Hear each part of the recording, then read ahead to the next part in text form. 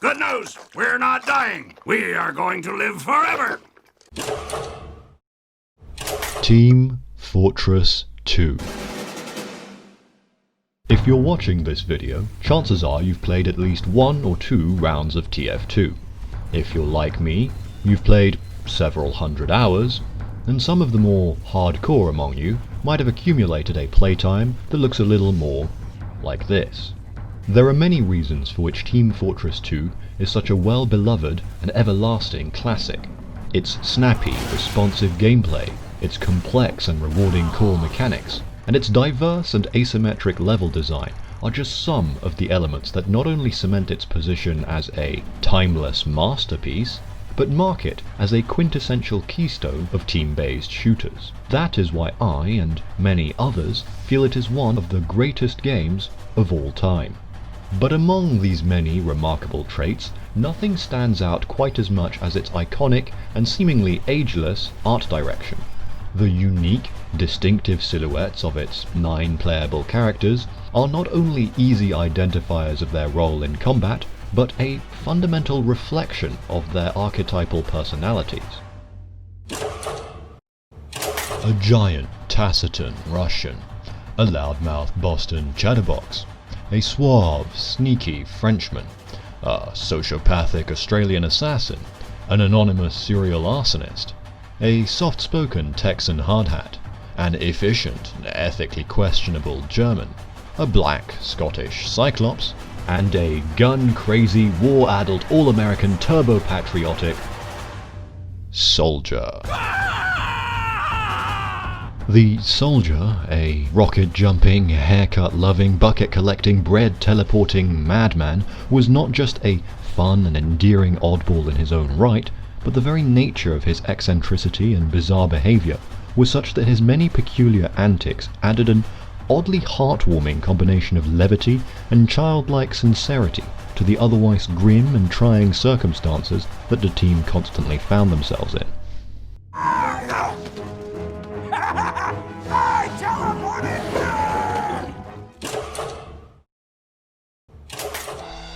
Then came 2020. The world, already in a state of political and economic decline, had been stricken with the coronavirus. Among the many tragic losses of life over the last few months, on April the 8th, 79-year-old voice actor Rick May passed away, owing to complications arising from the COVID-19 virus. Rick had voiced the soldier not only prior to the game's original release, but throughout all of its updates until the present, for a total of over 500 unique and highly memorable voice lines, recorded over more than a decade. I first learned of the sad news from YouTuber Laurentiu's video, released early on the morning of the 14th. Like many, I had not known of the soldier's voice actor prior to his passing, and had simply assumed him to be as ageless, stalwart, and unyielding as the character he voiced. In a game that many of us grew up beside for 10 years, his loss was all the more tragic. That same day I re-downloaded TF2. On the very first server I joined, I was touched to see half the players already rocket jumping as soldiers onto the centre of Two Fort, respectfully saluting their farewells to the father of their voice. Within a matter of minutes, I saw the entire server of Reds and Blues gather to pay their respects together, and any interrupting snipers and pyros were reprimanded or vote-kicked, unanimously and almost instantaneously. It was a heartwarming thing to behold, and I was thankful to have been there to share the moment.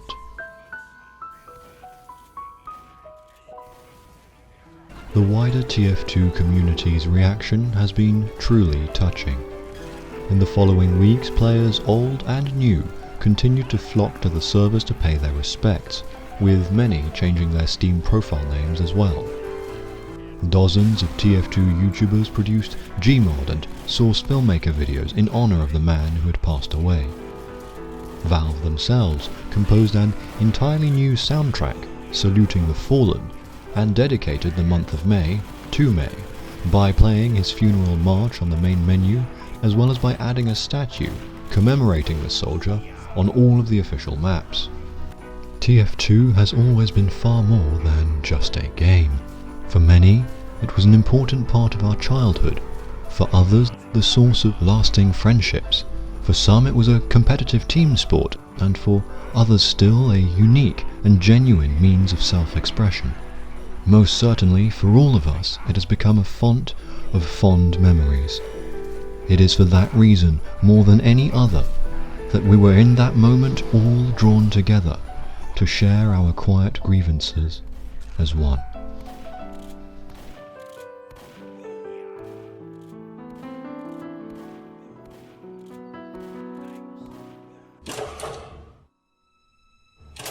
Although Rick May has moved on from the land of the living, he is in a way still among us, as he lives on through the sound of his voice.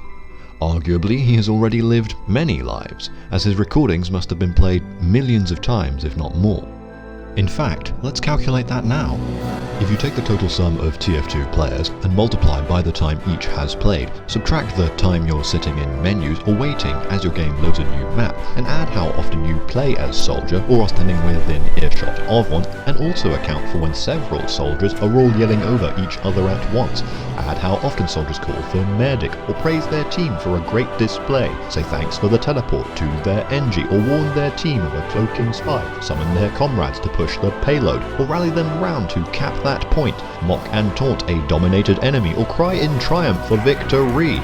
You get around 8 million hours, and that's a very conservative estimate, which doesn't include Rick May's role in other video games, nor does it account for the many YouTube videos that Soldier features in, and the tens of millions of times those have been watched. So whilst Rick has now died, he most certainly lived.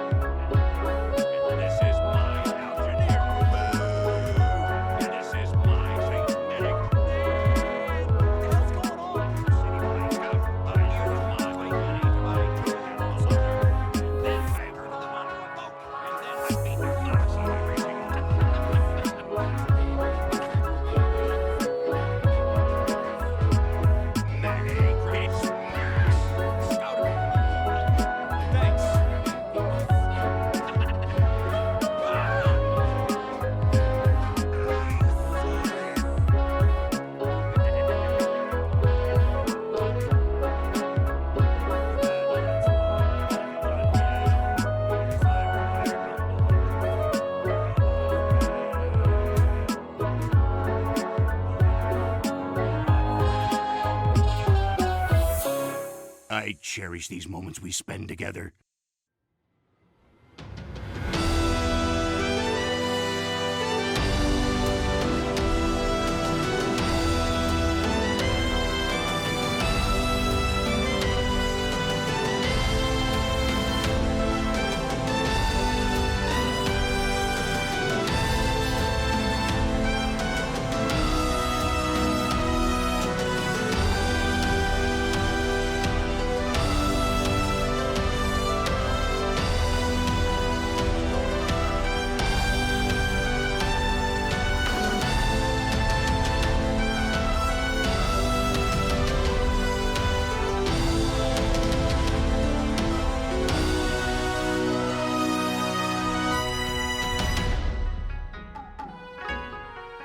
Son, always remember, dying is gay.